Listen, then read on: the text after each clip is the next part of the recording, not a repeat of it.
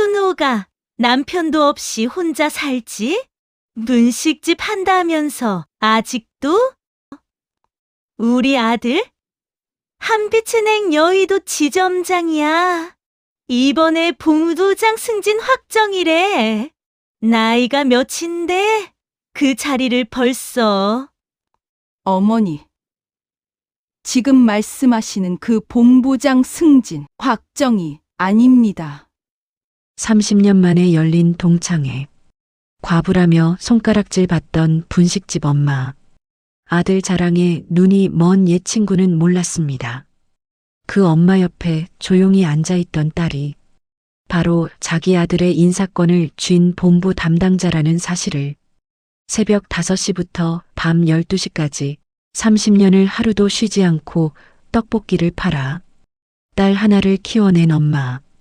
그 엄마 앞에서 아무도 함부로 못하게 딸은 조용히 그 자리까지 올라가 있었습니다. 시작 전에 무료인 구독과 좋아요를 눌러주시면 매일 감동적이고 가슴 뻥 뚫리는 시원한 사연을 들려드립니다. 그리고 지금 어디서 듣고 계신지 댓글도 달아주세요. 그럼 지금 바로 사연 시작하겠습니다. 서울 외곽 노원구 끝자락에 자리한 오래된 시장이 하나 있습니다. 아직 해가 제대로 뜨지 않은 새벽 시간부터 상인들이 하나둘 자리를 잡기 시작하는 곳입니다. 생선 비린내와 참기름 냄새, 고춧가루 냄새가 뒤섞이고 손수레 바퀴 구르는 소리와 포장마차 천막이 바람에 펄럭이는 소리, 상인들끼리 나누는 목소리들이 골목 구석구석을 채우는 곳이죠. 삭막할 것 같지만 그렇지 않습니다. 오히려 그 소란스러움 속에 오래된 온기가 배어 있습니다.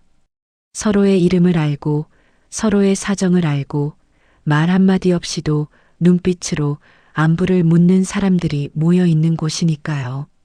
그 골목 한가운데 김순옥의 분식집이 있습니다. 간판은 오래됐습니다. 순옥 분식이라고 적힌 글자는 페인트가 절반쯤 벗겨져 있고 가게 문을 열 때마다 삐걱거리는 소리가 납니다.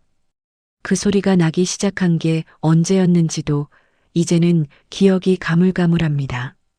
그냥 어느 날부터 그랬습니다. 그런데 이상하게도 단골 손님들은 그 소리를 좋아합니다. 문 앞을 지나가다 그 삐걱임이 들리면 아, 오늘도 문 열었네 하고 안심하며 발걸음을 들여놓곤 하죠. 어떤 단골 할아버지는 그 소리 때문에 일부러 이 집에 온다고 했을 정도입니다. 낡았지만 정직한 소리라면서요. 순옥의 나이는 65입니다. 가게 앞에 서서 연탄불 상태를 확인하는 순옥의 손은 거칩니다. 손마디마디가 굵고 손바닥에는 오래된 굳은 살이 배처럼 붉어져 있습니다. 젊은 시절에는 희고 가늘었던 손이라는 걸 이제 기억하는 사람이 없습니다. 순옥 자신도 가끔 잊고 삽니다. 그 손으로 매일 떡볶이 가래떡을 잘라내고 순대를 올리고 어묵꼬치를 정리합니다. 빠르지도 느리지도 않습니다. 딱 필요한 만큼만 움직이는 손입니다. 30년이 넘도록 이 자리를 지켜온 손이죠. 국물이 끓기 시작하면 순옥의 하루가 본격적으로 시작됩니다. 양념장을 넣고 가래떡을 넣고 불 조절을 합니다. 코끝에 익숙한 냄새가 퍼지면 순옥은 자기도 모르게 어깨가 펴집니다. 이상한 일이지만 이 냄새가 순옥에겐 집 냄새이기도 합니다.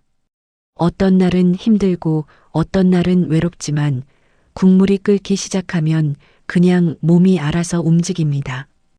30년이 넘는 시간이 몸속에 새겨져 있는 거죠. 순옥아, 떡볶이 2개 더 줘. 옆 가게 박씨 아주머니입니다. 이 시장에서 순옥만큼 오래된 단골은 아마 없을 겁니다. 예, 아주머니. 국물 많이 드릴게요. 순옥이 환하게 웃으며 국물을 넉넉히 얹어줍니다. 손이 후합니다. 더 얹어도 될까 싶을 만큼 얹어주는 거죠. 어릴 때부터 몸에 밴 습관입니다. 받은 것보다 조금 더 주는 것, 그게 순옥이 사람을 대해온 방식이었습니다. 이 가게를 시작한 건 33 때였습니다. 순옥은 20에 결혼했습니다. 남편은 크게 잘난 사람은 아니었지만 성실했습니다. 무리하지 않고 분수를 알면서 하루하루 묵묵히 살아가는 사람이었죠. 순옥은 그걸로 충분했습니다. 거창한 꿈보다는 작은 행복이 좋았고 넘치는 것보다는 조금 부족하더라도 함께인 것이 더 좋았습니다. 서로 크게 싸운 적도 없었고 특별히 화려하게 산 것도 없었지만 그 시절이 순옥에겐 가장 고요하고 따뜻한 시간이었습니다. 그런데 결혼한 지 13년 만에 남편이 갑자기 세상을 떠났습니다. 교통사고였습니다. 맑은 날 오후에 일어난 아무도 예상 못한 사고였습니다. 갑작스럽고 어이없고 너무나 황당한 일이었죠. 병원에서 연락이 왔을 때 순옥은 부엌에서 김치찌개를 끓이고 있었습니다. 전화를 받은 순간 냄비를 그대로 두고 뛰어나갔습니다. 병원까지 어떻게 달려갔는지 기억이 없습니다. 버스를 탔는지 택시를 탔는지 그냥 달렸는지도 모릅니다. 기억은 병원 복도에서 의사 선생님을 마주한 장면부터 시작됩니다. 사흘 뒤에 순옥은 남편 없이 혼자 집으로 돌아왔습니다. 현관문을 열자마자 부엌에서 타버린 냄비 냄새가 코를 찔렀습니다. 순옥은 그 자리에 한참 서 있었습니다. 발이 떨어지지 않았습니다. 냄비는 이미 다 타버려 있었고 가스는 꺼져 있었고 집 안에는 아무 소리도 없었습니다. 남편이 남긴 건 빚이었습니다. 조그맣게 시작했던 사업이 기울어지고 있었다는 사실을 남편은 입 밖에 내지 않았습니다. 혼자 끙끙 앓으면서 어떻게든 해보려 했던 것 같습니다. 하지만 세상은 그 기회를 주지 않았죠. 남편이 세상을 떠나고 얼마 지나지 않아 빚쟁이들이 찾아왔습니다. 살던 집을 팔아야 했고 가구도 팔아야 했습니다. 장롱, 밥상, 텔레비전 하나씩 집 밖으로 나가는 것들을 보면서 순옥은 입술을 꾹 깨물었습니다. 그때 딸 민지는 겨우 7살이었습니다. 엄마, 아빠 언제 와? 그 말을 들을 때마다 순옥은 심장이 내려앉는 것 같았습니다. 뭐라고 대답해야 할지 몰라서 그냥 꼭 안아줬습니다. 아이는 이유도 모르면서 같이 울었습니다. 순옥은 그 상황에서도 무너지지 않았습니다. 아니, 정확히는 무너질 시간이 없었습니다. 7살짜리 아이가 눈앞에 있었으니까요. 울면서 주저앉기에는 이 아이가 너무 작고 이 아이의 앞날이 너무 길었습니다. 작은 월세방에 짐을 풀고 이튿날 새벽에 순옥은 시장으로 나갔습니다. 자본금이 있던 것도 아닙니다. 아는 언니에게 손을 빌어 떡볶이 재료를 사고 시장 귀퉁이에 천막 하나를 치고 시작했습니다. 팔릴지 안 팔릴지도 모르면서 그냥 했습니다. 생각보다 몸이 먼저 움직이고 있었습니다. 그날부터 순옥의 하루는 새벽 5시에 시작됐습니다. 시장 문을 열기 전에 혼자 나와 재료를 손질하고 양념을 준비하고 국물을 끓였습니다. 민지 도시락을 싸주고 학교 보내고 가게로 나와 하루 종일 장사를 했습니다. 밤 12시가 넘어야 불을 껐습니다. 집에 들어와서 자고 있는 민지 이불을 여밀 때마다 눈물이 나오려는 걸 꾹 참았습니다. 그 이불을 여미면서 순옥은 늘 같은 말을 속으로 되뇌었습니다. 이 아이만큼은 꼭. 그렇게 30년이 흘렀습니다. 30년 동안 순옥은 단 한 번도 가게를 접겠다는 생각을 하지 않았습니다. 몸이 아파 며칠 쉬면 그대로 수입이 끊겼습니다. 민지 학원비를 아끼고 자기 옷은 몇 년이 넘도록 같은 것만 입으면서 버텼습니다. 외투 하나를 5년이 넘도록 입어도 아깝다는 생각이 들지 않았습니다. 딸의 앞날이 더 중요했으니까요. 자기 것은 나중에도 살 수 있지만 딸의 시간은 한 번 지나가면 다시 돌아오지 않는다는 것을 순옥은 잘 알고 있었습니다. 그리고 딸은 잘 됐습니다. 이민지, 25세 은행 시험에 합격했습니다. 합격 소식을 전화로 들은 날, 순옥은 가게 문을 일찍 닫았습니다. 천막을 걷고 가스불을 끄고 가게 바닥에 혼자 앉아서 조용히 울었습니다. 누군가 볼까봐 소리도 내지 않고 그냥 조용히 눈물만 흘렸습니다. 너만 잘 살면 된다. 엄마는 이걸로 충분하다. 그날의 눈물은 슬픔이 아니었습니다. 안도였습니다. 이 아이가 이제 가난 때문에 부끄럽지 않아도 된다는, 배고프지 않아도 된다는, 엄마가 분식집 한다고 창피해하지 않아도 된다는 안도. 그 감정이 한꺼번에 쏟아져 눈물이 된 것이었습니다. 민지는 지금 서울 본사에서 일합니다. 무슨 일을 하는지 순옥은 정확히 모릅니다. 물어보면 민지는 늘 짧게 대답했습니다. 엄마, 그냥 회사 다녀. 그 이상의 설명은 없었습니다. 바빠서인지 아니면 말하기 복잡한 일인지 순옥은 굳이 더 묻지 않았습니다. 잘 다니면 됐지. 뭘 더 알아야 하나 싶었습니다. 엄마가 딸 회사 일에 이러쿵저러쿵 물어보는 게 부담될까봐 그냥 두었습니다. 그게 또 순옥의 방식이었습니다. 그날 저녁도 여느 날과 다르지 않았습니다. 가게 문을 닫고 혼자 국물 한 그릇을 마시며 앉아 있는데 순옥의 낡은 핸드폰이 울렸습니다. 화면에는 낯선 번호가 떠 있었습니다. 여보세요? 순옥아, 나야 나. 혜자. 목소리를 듣는 순간 순옥의 몸이 살짝 굳었습니다. 혜자, 정혜자. 30년 만에 듣는 목소리였습니다. 그 목소리 하나가 30년 전 기억들을 한꺼번에 끌어올렸습니다. 학창 시절 같이 앉아 도시락을 먹던 교실, 수업이 끝나고 함께 걷던 골목길, 그리고 늘 무언가를 자랑하고 싶어 하던 혜자의 얼굴이 떠올랐습니다. 동창회 한다. 이번 주 토요일이야. 꼭 나와야 해, 알지? 순옥은 잠시 말이 없었습니다. 응, 그래. 전화를 끊고 나서 순옥은 한참 동안 핸드폰 화면을 내려다봤습니다. 30년. 그 시간이 순옥에게는 한 생애처럼 길었는데 혜자의 목소리는 어제 헤어진 사람처럼 가벼웠습니다. 그 온도 차이가 이상하게도 가슴 한켠에 걸렸습니다. 식탁 위에 국물이 조금씩 식어가고 있었습니다. 토요일 아침이 밝았습니다. 순옥은 새벽 5시에 눈을 떴습니다. 몸에 밴 습관이라 알람이 없어도 그 시간이면 저절로 눈이 떠집니다.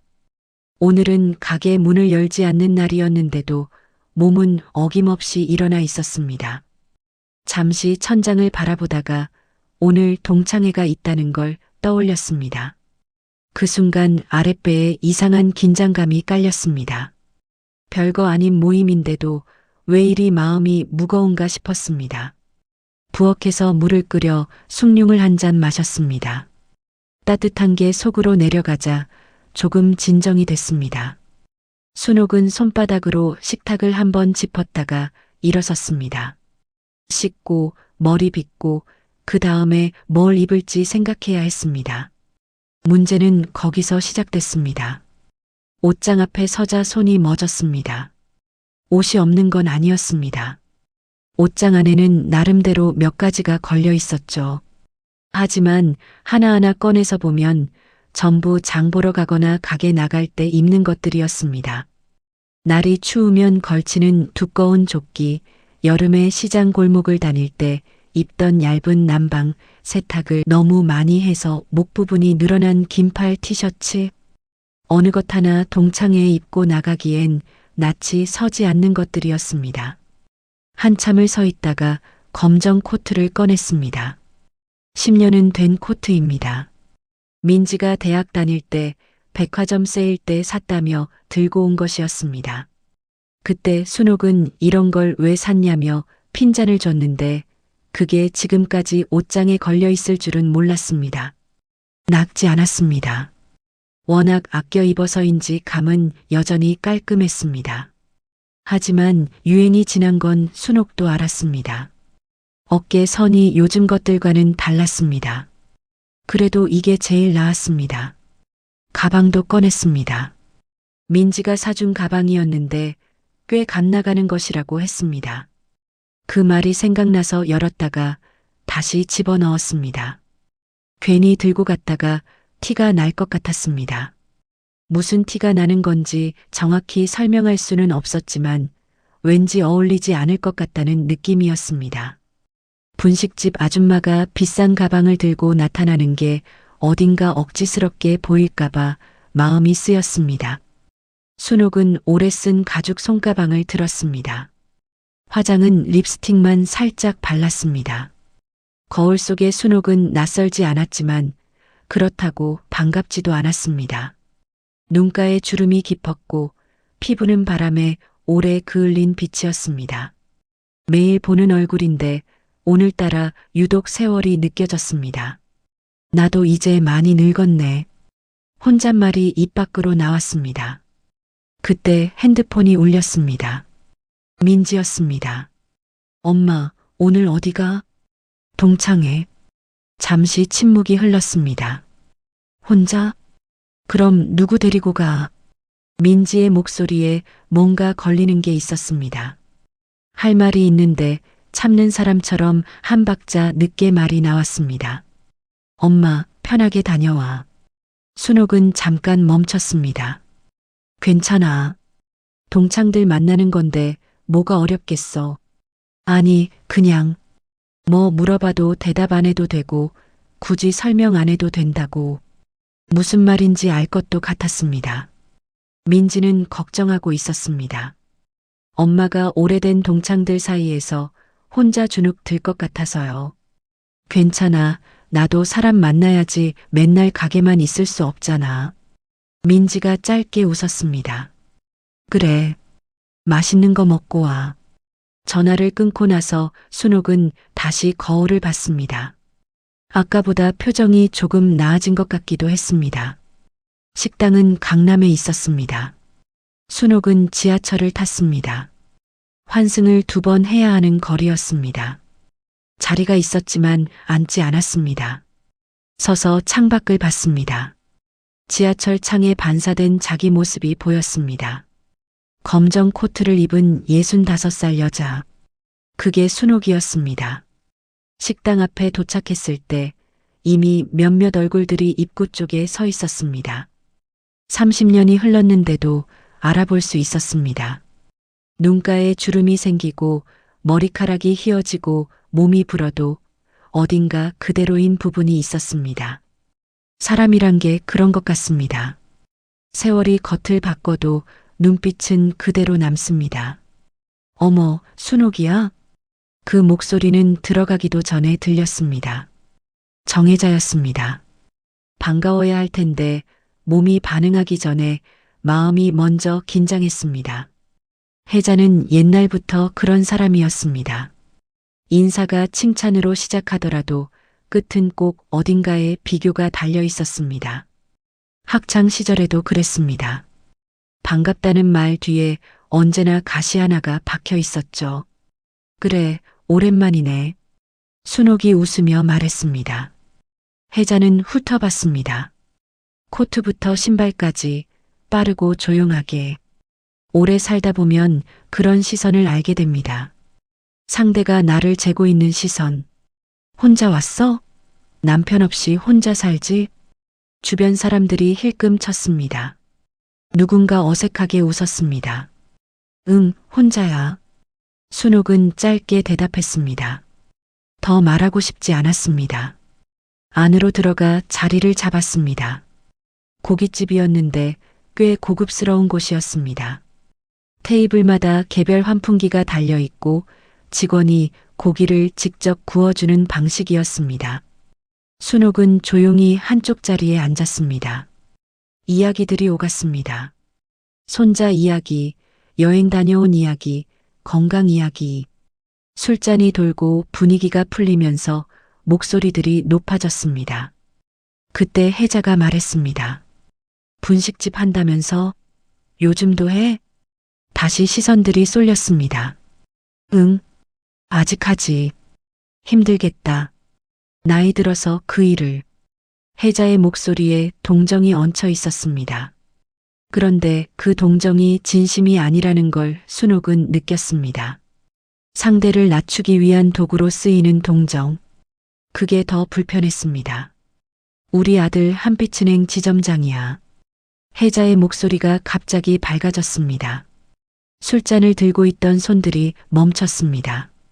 이번에 본부장 승진 확정이래. 나이가 몇인데 그 자리를 벌써. 자랑이 시작됐습니다. 이 순간을 위해 기다리고 있었던 것처럼 혜자의 말에 힘이 실렸습니다. 순옥의 손이 무릎 위에서 천천히 쥐어졌습니다. 가슴 어딘가가 쿵 하고 내려앉는 느낌이었습니다. 아들이 잘 됐다는 이야기는 좋은 이야기입니다. 그런데 그 이야기가 자기 앞에서 자기를 향해 던져지고 있다는 걸 순옥은 알았습니다. 이건 자랑이 아니라 비교입니다. 30년이 지나도 이 사람은 변하지 않았구나 하는 생각이 들었습니다. 그 순간 식당 문이 조용히 열렸습니다. 정장을 입은 여자였습니다. 짙은 곤색 재킷에 단정하게 올린 머리, 서류 가방을 한 손에 든 모습이 어딘가 익숙한 듯 낯선 느낌을 줬습니다. 식당 안 사람들의 시선이 일제히 그쪽으로 쏠렸습니다. 문을 열고 들어온 여자는 자리를 둘러보다가 순옥을 찾아 곧장 걸어왔습니다. 순옥의 입이 열렸습니다. 민지야? 딸이었습니다. 이민지가 정장 차림으로 식당 안에 들어서고 있었습니다. 늦어서 미안해, 엄마. 민지는 조용히 말하며 순옥 옆자리에 앉았습니다. 인사도 먼저 건넸습니다.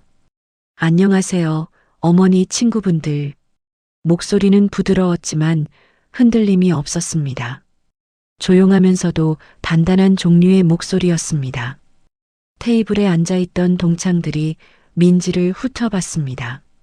옷차림이며 자세며 어딘가 보통 직장인과는 다른 느낌을 주는 사람이었습니다.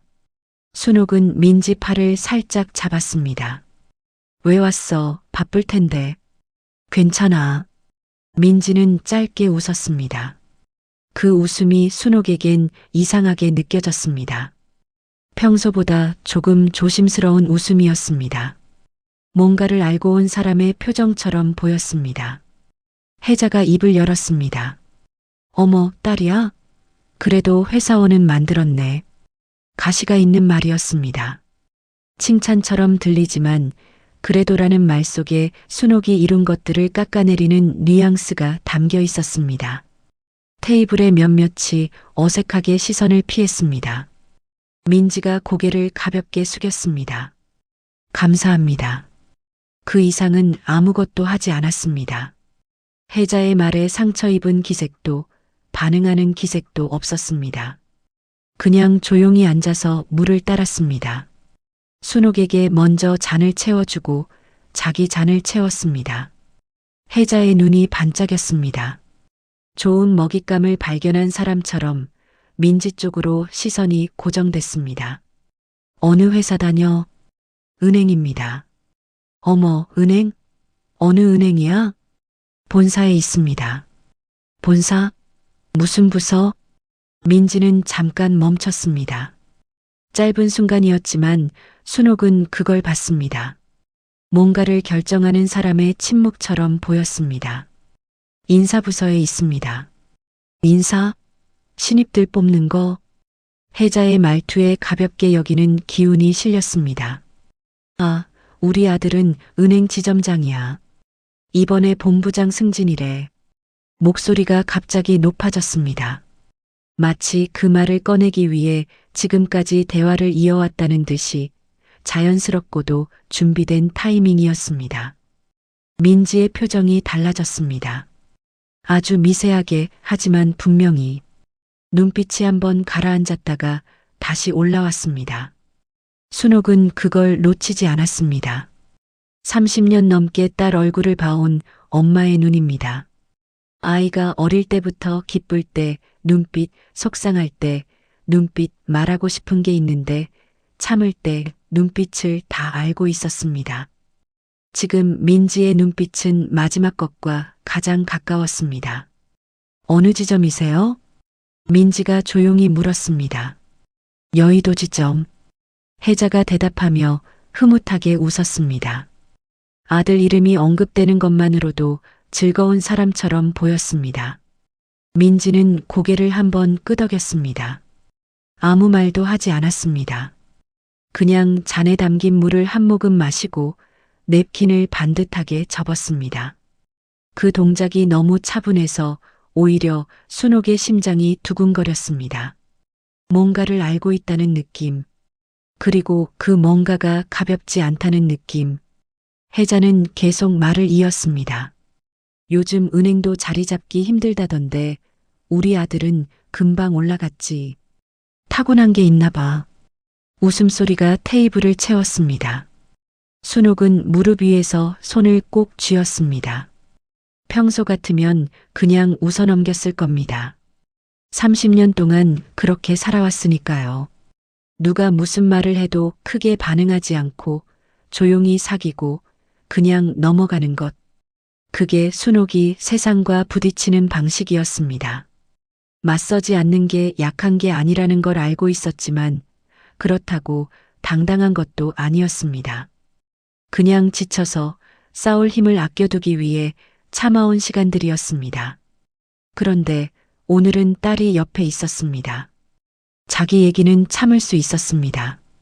하지만 딸 앞에서 자기가 주눅드는 걸 보이고 싶지 않았습니다. 딸이 그 모습을 보면서 자랐다는 게 마음에 걸렸습니다. 엄마가 늘 고개를 숙이고 사는 모습을 보면서 민지가 무슨 생각을 했을지 한 번도 제대로 물어보지 못했습니다. 민지가 조용히 순옥 쪽으로 몸을 기울였습니다. 순옥의 손을 살며시 건드렸습니다. 말은 없었지만 그 손길이 말하고 있었습니다. 엄마, 나 여기 있어. 순옥의 눈가가 뜨거워졌습니다. 혜자는 그 사이에도 말을 멈추지 않았습니다.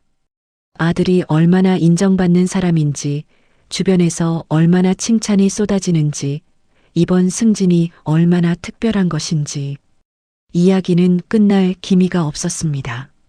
민지는 조용히 앉아서 듣고 있었습니다. 하지만 순옥은 알았습니다. 딸이 그냥 듣고 있는 게 아니라는 걸요. 혜자의 이야기는 좀처럼 끝나지 않았습니다. 고기가 익어가는 동안에도, 술잔이 한 바퀴 더 도는 동안에도 혜자의 입은 멈추지 않았습니다. 아들이 지점장이 된 것도 대단한데 본부장까지 된다니, 자기가 어릴 때부터 남달랐다느니, 은행 임원들이 먼저 알아봤다느니, 이야기는 조금씩 살이 붙어가며 점점 커지고 있었습니다. 처음에는 듣던 동창들도 어느 순간부터 슬쩍 시선을 돌리거나 다른 이야기를 꺼내려 했지만 혜자는 그 틈을 주지 않았습니다. 순옥은 젓가락을 내려놓았습니다. 밥맛이 없었습니다. 음식이 맛없는 게 아니었습니다. 속이 불편한 거였습니다. 가슴 어딘가에 뭔가가 걸려서 음식이 제대로 넘어가지 않는 느낌이었습니다. 이런 감각은 오래전에도 알았습니다. 가난했던 시절, 누군가 앞에서 작아질 때마다 느끼던 바로 그 감각이었습니다. 몸이 기억하는 게 있습니다. 머리는 잊어도 몸은 기억합니다. 수십 년 전 창피하고 주눅 들던 그 감각이 지금 이 자리에서 고스란히 되살아나고 있었습니다. 혜자가 또 말했습니다. 순옥은 고생 많이 했지.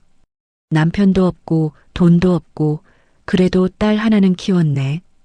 동정인지 비교인지 구분도 안 되는 말이었습니다. 표면은 위로처럼 들렸지만 그 안에는 날이 들어 있었습니다. 남편도 없고 돈도 없고 그 말이 공기 중에 떠서 사라지지 않았습니다.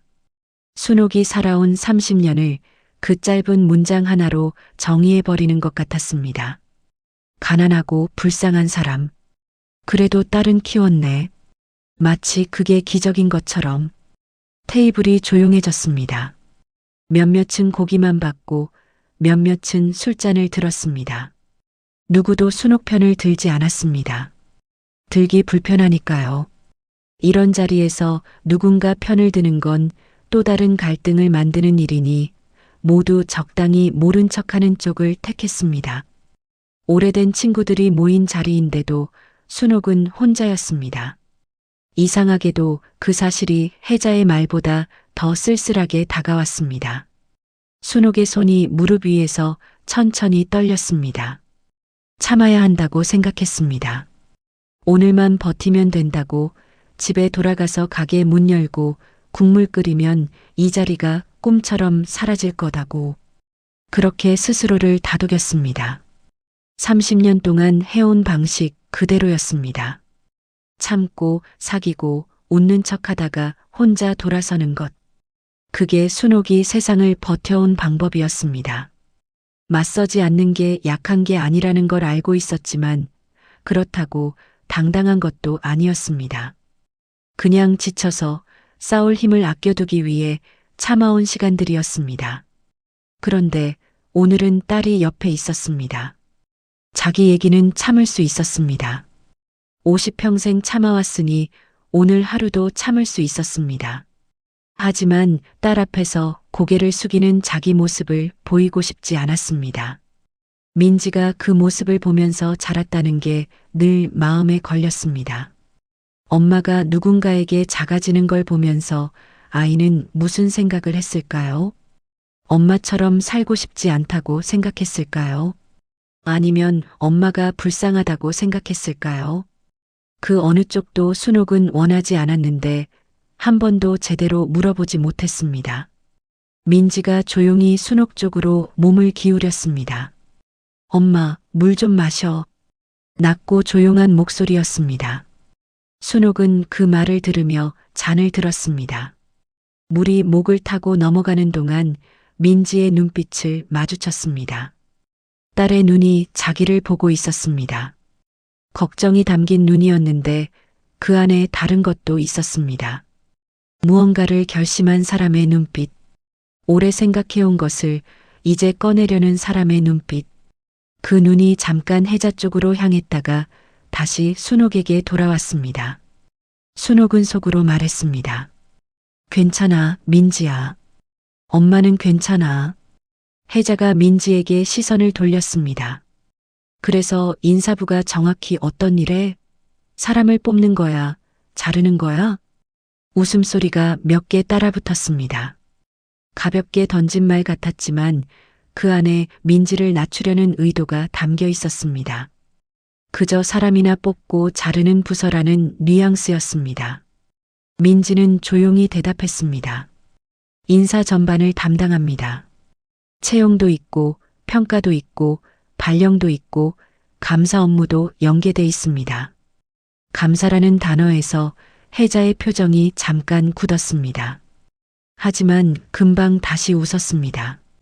그 단어가 자기 아들과 연결될 거라고는 생각하지 않은 것 같았습니다.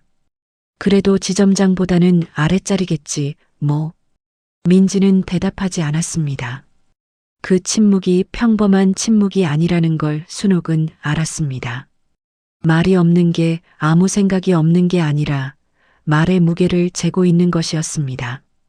어릴 때도 민지는 그랬습니다. 화가 나도 바로 울거나 소리치지 않았습니다. 잠깐 조용해지다가 아주 정확한 말 하나를 뱉었습니다. 그 말이 늘 핵심을 찔렀습니다. 그 습관이 지금까지 남아있는 것 같았습니다. 혜자는 흥이 올랐는지 잔을 들었습니다. 우리 아들 이번에 본부장 확정이래. 임원다는 거잖아, 사실상. 그 말이 끝나자마자였습니다. 민지가 손을 내려놓았습니다. 조용하고 천천히 하지만 분명한 동작이었습니다. 냅킨을 옆으로 밀고 등을 반듯하게 세웠습니다. 재킷 안쪽에서 핸드폰을 꺼내 화면을 켰습니다. 번호를 찾는 손이 전혀 망설이지 않았습니다. 자주 누르는 번호인 것처럼 지금 해야 할 일을 정확히 알고 있는 사람처럼 빠르고 침착하게 움직였습니다. 순옥의 심장이 빠르게 뛰기 시작했습니다.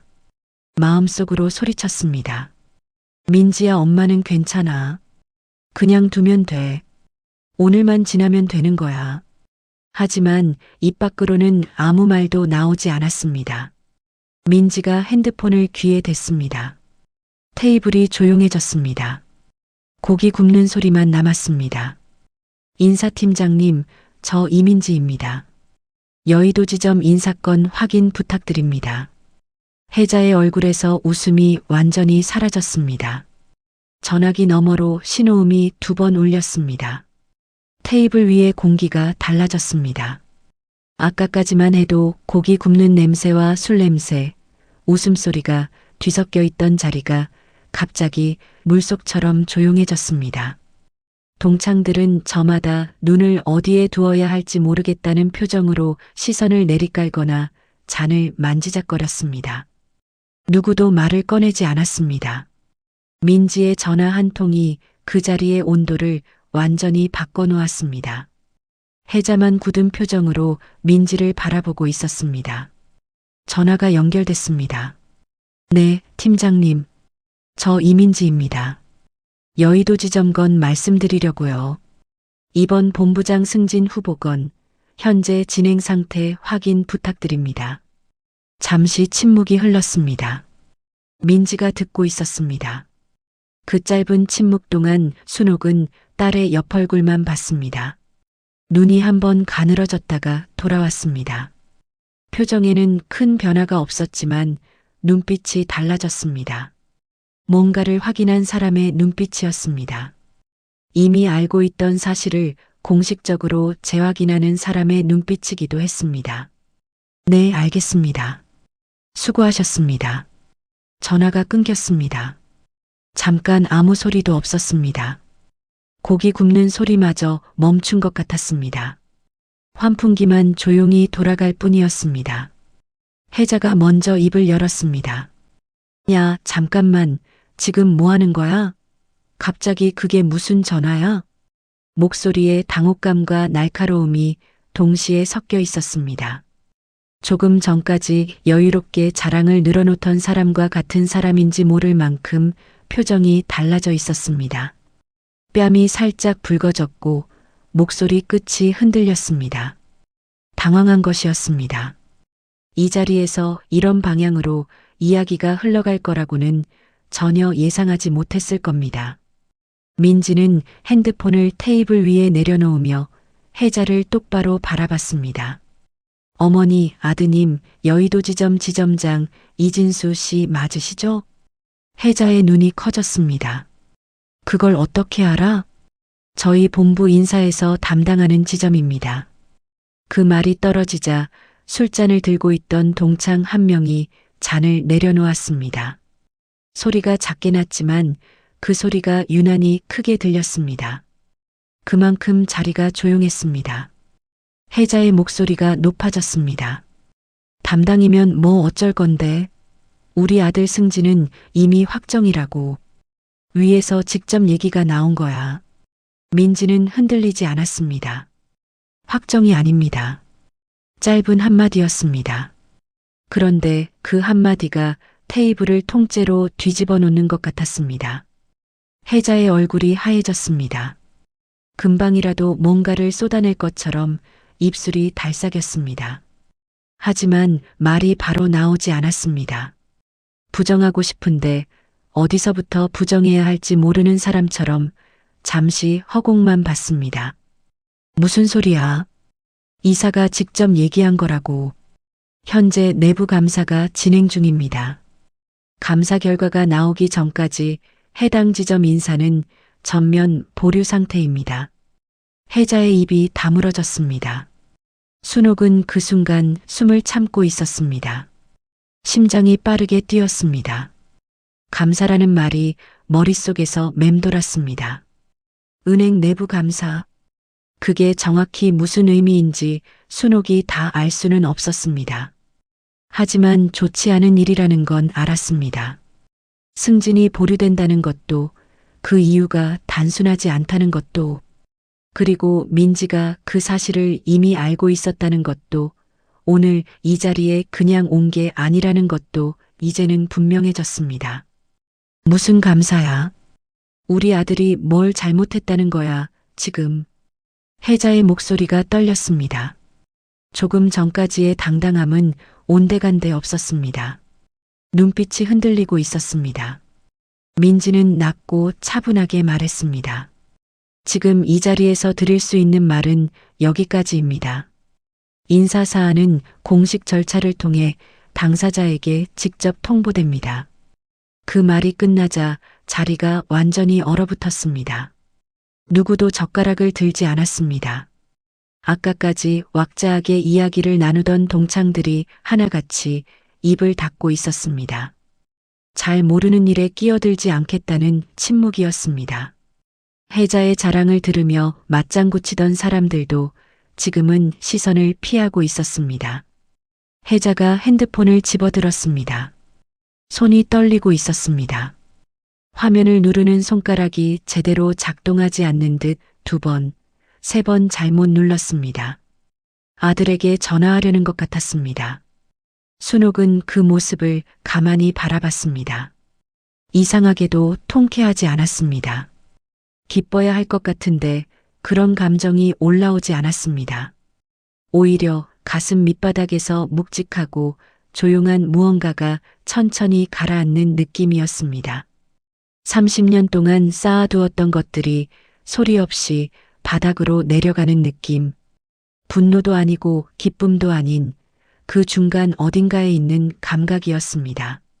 그때 민지가 순옥의 손 위에 조용히 자기 손을 얹었습니다. 말은 없었습니다. 그냥 손만 얹었습니다. 따뜻했습니다. 순옥보다 작고 부드러운 손이었는데 어딘가 든든한 무게가 실려 있었습니다.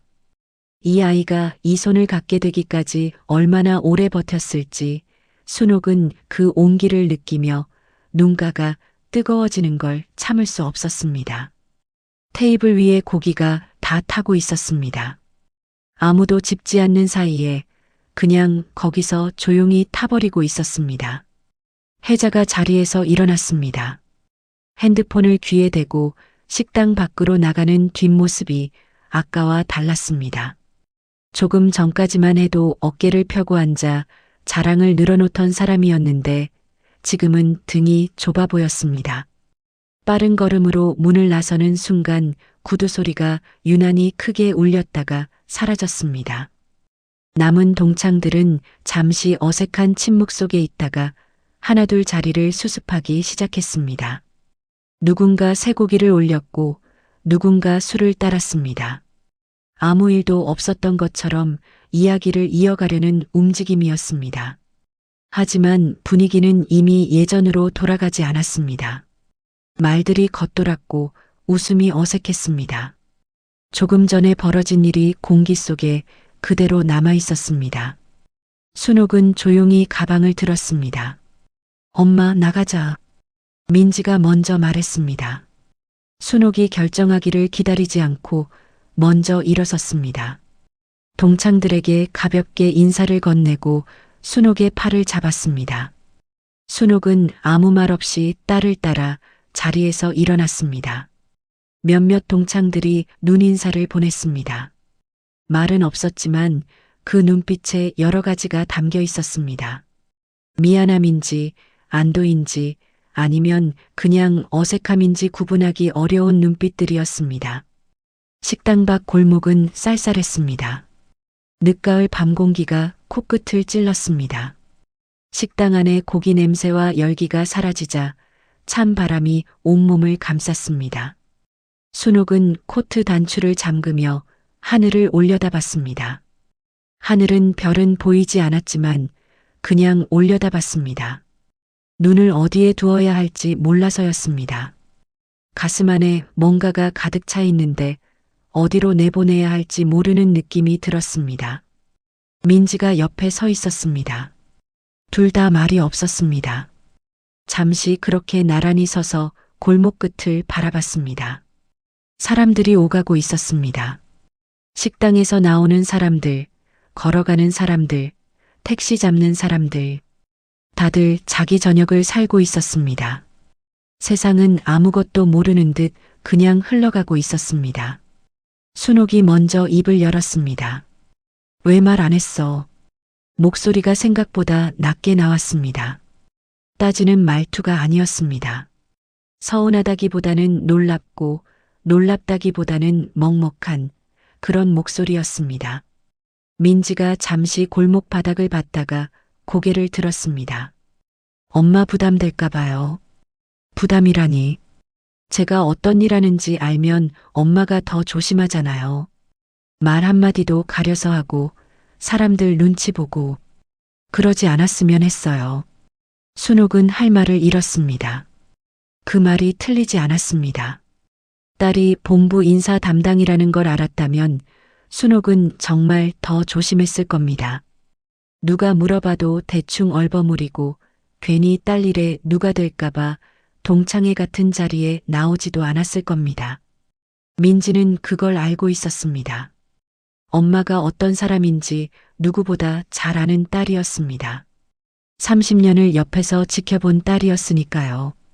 그래도 순옥이 말을 잇지 못했습니다. 엄마, 민지의 목소리가 달라졌습니다. 조금 전까지 식당 안에서 차분하고 단단하던 목소리가 아니었습니다. 조금 더 낮고 조금 더 가까운 목소리였습니다. 업무를 처리하는 사람의 목소리가 아니라 그냥 딸의 목소리였습니다. 엄마 때문에 여기까지 왔어요. 순옥이 민지를 봤습니다. 은행 들어가고 버티고 올라가면서 힘들 때마다 생각한 게 엄마거든요. 새벽에 나가서 밤까지 가게 지키는 엄마. 한 번도 쉬는 거 못 봤잖아요. 그게 저는 무서웠어요. 엄마처럼 살고 싶지 않다는 게 아니고요. 민지가 잠깐 멈췄습니다. 엄마가 그렇게 사는 게 당연한 게 아닌데 세상이 그걸 당연하게 보는 게 싫었어요. 분식집이라서 남편이 없어서 가진 게 없어서 작아지는 엄마를 보고 싶지 않았어요. 그래서 올라온 거예요. 엄마 앞에서 아무도 함부로 못하게. 순옥의 눈에서 눈물이 흘렀습니다. 참으려고 했는데 참아지지 않았습니다. 소리는 나지 않았습니다. 그냥 눈에서 눈물이 흘렀습니다. 손으로 닦으려다가 그냥 뒀습니다. 닦아도 계속 나올 것 같았습니다. 민지도 눈이 빨개져 있었습니다. 엄마는 아무 잘못 없어요. 그러니까 오늘은 그냥 참지 마요. 그 말이 순옥의 가슴 깊은 곳에 박혔습니다. 아무 잘못 없어요. 30년 동안 스스로에게 한 번도 제대로 해준 적 없는 말이었습니다. 늘 어딘가 미안했습니다. 가난한 게 미안했고 남편이 없는 게 미안했고 분식집을 하는 게 미안했습니다. 딸에게도 세상에게도 이유도 없이 미안하며 살아왔습니다. 아이 학원비가 부족할 때마다 미안했고 졸업식에 낡은 코트를 입고 갔을 때도 미안했습니다. 뭘 잘못한 것도 아닌데 자꾸만 고개가 숙여지는 삶이었습니다. 그런데 딸이 지금 말하고 있었습니다. 엄마는 아무 잘못 없다고. 순옥은 한동안 아무 말도 하지 못했습니다. 말을 꺼내려고 하면 목이 막혔습니다. 가슴 속에서 뭔가가 녹아내리는 것 같았습니다. 오랫동안 굳어있던 것들이 눈물로 바뀌어 나오고 있었습니다. 민지가 순옥의 손을 잡았습니다. 따뜻한 손이었습니다. 식당 안에서 처음 손을 얹어줬을 때와 같은 온기였습니다. 순옥은 그 손을 꼭 쥐었습니다. 아이가 어릴 때 길을 건너면서 잡아주던 손이 이렇게 컸습니다. 이렇게 단단해졌습니다. 이번엔 딸이 먼저 손을 내밀었지만 순옥은 그 손을 놓지 않았습니다. 순옥이 고개를 들었습니다. 눈물이 맺혀 있었지만 눈빛이 달랐습니다. 식당 안에서 무릎 위에서 손을 떨고 있던 사람과는 다른 눈빛이었습니다. 뭔가가 바뀌어 있었습니다. 정확히 무엇이 바뀐 건지 말로 표현하기는 어려웠지만 순옥 자신은 느낄 수 있었습니다. 오랫동안 내려가 있던 무언가가 조금씩 올라오는 느낌이었습니다. 골목에 바람이 한 번 불었습니다. 차가운 바람이었지만 이상하게도 시원했습니다. 골목에 잠시 서 있던 순옥과 민지는 다시 식당 안으로 들어갔습니다. 순옥이 먼저 발을 들여놓았습니다. 민지가 그 뒤를 따랐습니다. 식당 문이 열리는 소리에 동창들의 시선이 일제히 쏠렸습니다. 나갔다가 다시 돌아온 두 사람을 보는 눈빛들이 복잡했습니다. 뭔가를 기다리고 있었던 것 같기도 했습니다. 아니면 그냥 끝난 줄 알았는데 다시 시작될 것 같아서 긴장하는 눈빛들이었습니다. 혜자는 자리에 돌아와 있었습니다. 아들에게 전화를 하고 들어온 것 같았습니다. 아까보다 얼굴이 창백했습니다. 입술에 힘이 들어가 있었고 두 손은 테이블 위에 가지런히 올려져 있었지만 손가락이 미세하게 떨리고 있었습니다. 전화 통화가 어떻게 됐는지 물어보지 않아도 알 수 있었습니다. 아들에게서 들은 이야기가 혜자가 기대하던 것과는 달랐을 겁니다.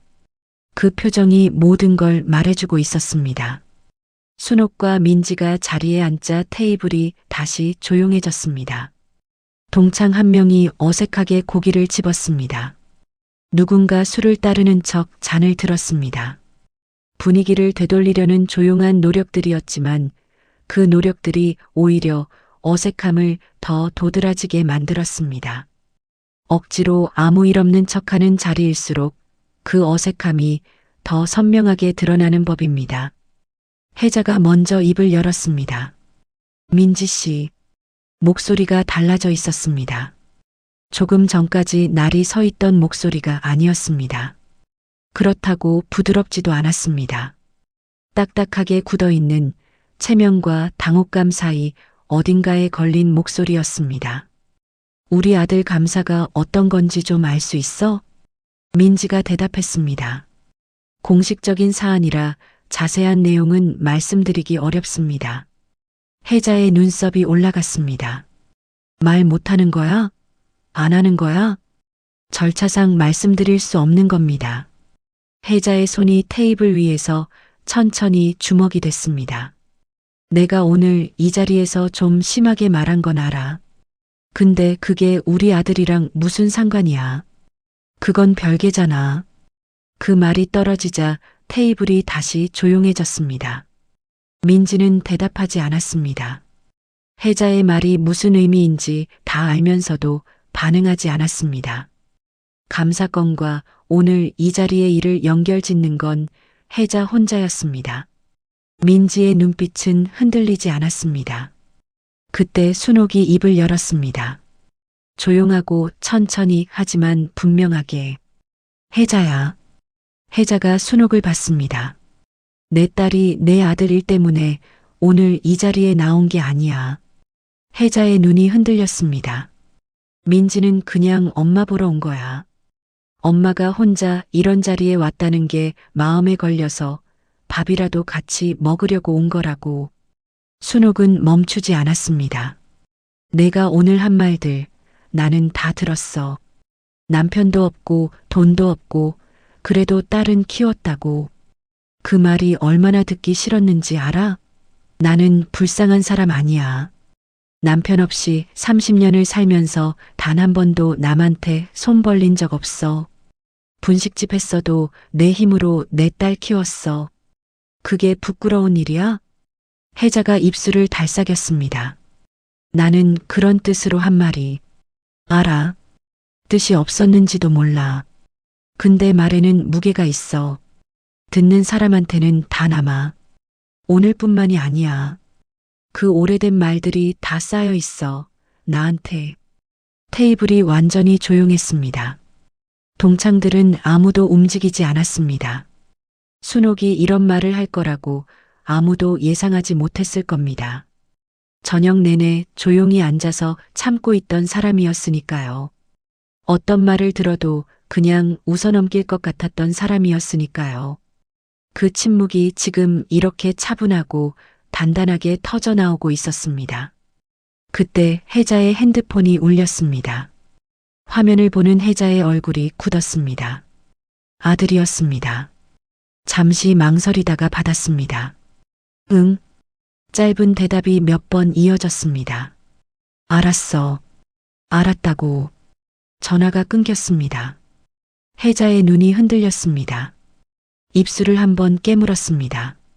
아들에게서 들은 말이 무엇인지는 몰라도 그 표정 하나가 많은 걸 말해주고 있었습니다. 자랑스러운 아들이 갑자기 다른 얼굴로 보이기 시작한 사람의 표정이었습니다. 민지가 조용히 말했습니다. 감사 결과에 따라 인사가 진행될 겁니다. 당사자분께 공식 통보가 갈 거고요. 혜자가 민지를 봤습니다. 그 눈빛에서 싸우려는 기운이 사라져 있었습니다. 남은 건 당혹감이었습니다. 아들 일이 생각보다 가볍지 않다는 걸 비로소 받아들이기 시작한 사람의 얼굴이었습니다. 순호가. 혜자가 낮은 목소리로 불렀습니다. 내가 오늘 말이 좀 심했어. 순옥은 혜자를 봤습니다. 오래 봤습니다. 30년 전에 혜자가 잠깐 겹쳤다가 사라졌습니다. 나는 떡볶이 팔았어도 내 딸 인생은 안 팔았어. 목소리가 떨리지 않았습니다. 그걸로 충분해. 테이블 안에서 누군가 조용히 숨을 내쉬는 소리가 들렸습니다. 혜자는 아무 말도 하지 못했습니다. 순옥은 딸을 봤습니다. 민지가 조용히 고개를 끄덕였습니다. 그 눈빛이 말하고 있었습니다. 잘했어요, 엄마. 순옥은 잔을 들었습니다. 손이 떨리지 않았습니다. 동창회가 끝난 건 밤 10시가 넘어서였습니다. 사람들은 하나둘 자리에서 일어났습니다. 인사를 나누고 코트를 챙기고 가방을 들었습니다. 헤어지는 말들이 오갔지만 아까처럼 왁자하지 않았습니다. 조용하고 짧은 인사들이었습니다. 혜자는 일찍 자리를 떴습니다. 순옥에게 눈인사 하나를 남기고 먼저 나갔습니다. 그 눈빛에 무엇이 담겨 있었는지는 알 수 없었습니다. 순옥도 굳이 읽으려 하지 않았습니다. 골목으로 나오자 밤바람이 차가웠습니다. 민지가 순옥 옆에 바짝 붙어 걸었습니다. 어릴 때 그랬던 것처럼 엄마 옆에 딱 붙어서 걷는 걸음이었습니다. 순옥은 그 온기를 느끼며 걸었습니다. 말이 없어도 불편하지 않았습니다. 오히려 이 침묵이 좋았습니다. 할 말을 다 했고 들을 말도 다 들었고 이제는 그냥 이렇게 걷는 것으로 충분했습니다. 지하철역 앞에서 민지가 멈췄습니다. 엄마, 오늘 우리 집에서 자고 가. 됐어. 가게 일찍 열어야 해. 내일 하루만 늦게 열면 안 돼? 순옥이 웃었습니다. 30년을 하루도 안 쉬었는데 내일이라고 쉬면 단골들이 놀란다. 민지가 피식 웃었습니다. 그럼 내가 데려다 줄게요. 지하철 탈 줄 안다. 알아. 그래도. 순옥은 잠시 딸을 봤습니다. 가로등 불빛 아래 민지의 얼굴이 보였습니다. 재킷을 입고 머리를 올린 모습이 낮에는 몰랐는데 지금 보니 어딘가 피곤해 보였습니다. 눈밑이 살짝 꺼져 있었고 입꼬리에 힘이 빠져 있었습니다. 회사에서 그리고 오늘 이 자리에서 얼마나 많은 에너지를 쏟아냈을지 느껴졌습니다. 너 많이 힘들지? 순옥이 조용히 말했습니다. 민지가 고개를 저었습니다. 괜찮아요. 거짓말. 민지가 웃었습니다. 이번엔 아까보다 조금 더 솔직한 웃음이었습니다. 엄마 앞에서는 거짓말이 안 되네. 순옥이 민지의 손을 잡았습니다. 식당 안에서 민지가 먼저 손을 얹어줬을 때처럼 이번엔 순옥이 먼저 손을 잡았습니다. 차가운 밤 공기 속에서 딸의 손이 따뜻했습니다. 고마워. 딸에게 고맙다고 말한 게 언제였는지 기억이 나지 않았습니다. 밥 먹여줘서 고맙다, 선물 줘서 고맙다, 그런 말은 했습니다. 하지만 오늘 같은 고맙다는 처음이었습니다. 그냥 내가 있어줘서 고맙다는 말. 민지의 눈이 빨개졌습니다. 엄마가 더 고마워요. 둘은 한동안 그렇게 서 있었습니다. 그 이후로 며칠이 지났습니다. 시장 골목에 아침이 왔습니다. 순옥은 새벽 5시에 나와 가게 문을 열었습니다. 연탄불을 살피고 국물을 올리고 재료를 손질했습니다. 30년 동안 해온 것과 똑같은 순서로 똑같은 손길로 하루를 시작했습니다. 달라진 건 없었습니다. 그런데 뭔가 달랐습니다. 국물이 끓기 시작하는 냄새를 맡으면서 순옥은 자기도 모르게 어깨가 펴지는 걸 느꼈습니다. 예전에도 그랬는데 오늘은 그 느낌이 달랐습니다. 가슴속 어딘가가 조금 더 환해진 것 같은 느낌이었습니다. 설명하기 어렵지만 분명히 달랐습니다. 오전이 지나고 점심 손님들이 몰려올 때쯤이었습니다. 엄마, 목소리에 고개를 들었습니다. 민지였습니다. 정장이 아니었습니다. 편한 옷에 운동화를 신고 머리를 내린 모습이었습니다. 손에 편의점 봉지를 들고 있었습니다. 회사 안 가? 오늘 휴가. 무슨 일 있어? 민지가 가게 안으로 들어와 순옥 맞은편에 앉았습니다. 엄마랑 밥 먹으려고요. 순옥은 잠깐 딸을 봤습니다.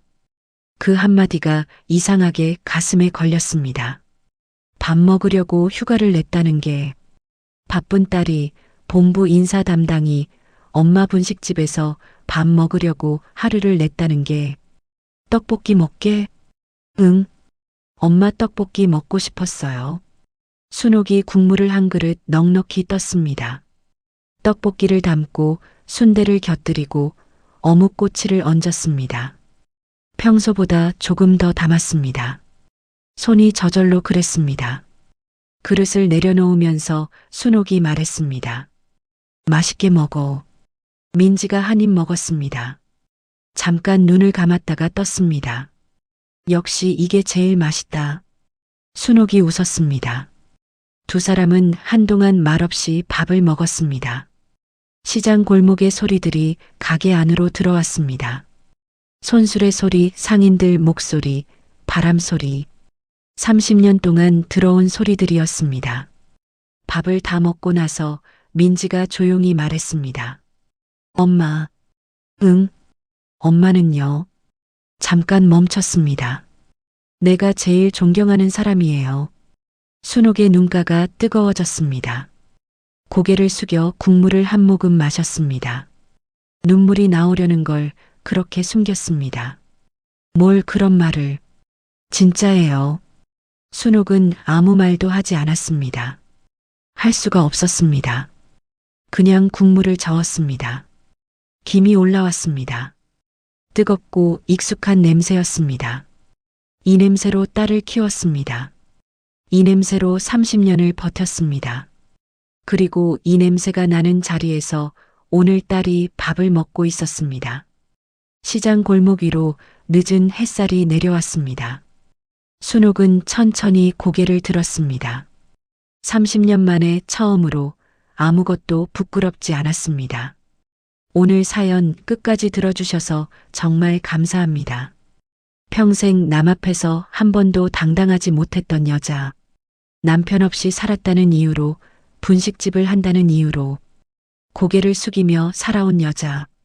하지만 순옥은 단 한 가지만큼은 잃지 않았습니다. 제 손으로 키운 딸에 대한 믿음, 그리고 부끄럽지 않게 살아왔다는 자기 자신에 대한 믿음. 30년 동안 아무도 알아주지 않아도 새벽마다 혼자 나와 국물을 끓이던 그 손이 결국 가장 단단한 손이었습니다. 지금 이 순간 혹시 내 삶이 초라하게 느껴지시는 분이 계신가요? 누군가의 말 한마디에 작아지고 계신 분이 계신가요? 괜찮습니다. 순옥처럼 오늘 하루도 그냥 버티십시오. 버티는 것이 곧 이기는 것입니다. 이 채널은 그런 분들의 이야기를 담기 위해 존재합니다. 앞으로도 곁에 있겠습니다. 오늘 이야기가 따뜻하게 닿으셨다면 구독과 좋아요 꼭 눌러주시고 오늘 하루도 부디 편안하게 마무리하세요. 감사합니다.